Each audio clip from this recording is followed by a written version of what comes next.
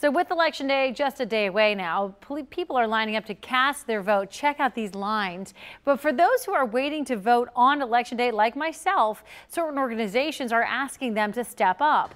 The Now's Paola Suro joins us from the Hamilton County Board of Elections, where early in-person voting wrapped up at 2 p.m. Paola.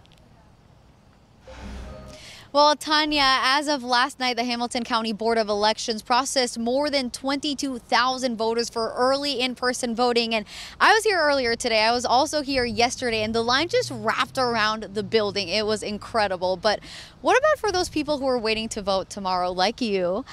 So organizations are actually looking out for people like them. It's the home stretch for the Hamilton County Democratic and Republican parties. I wonder if you've voted yet.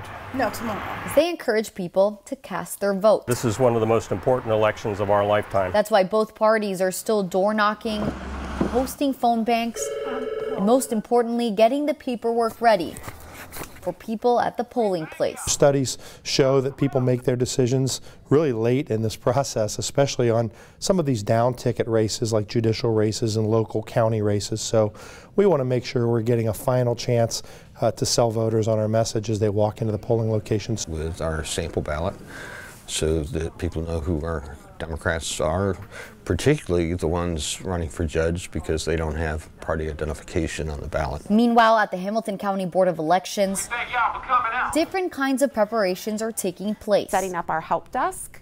We have dedicated lines just for poll workers so that they can call in to the experts here at the Board of Elections, answer any questions they may have about processing voters on Election Day.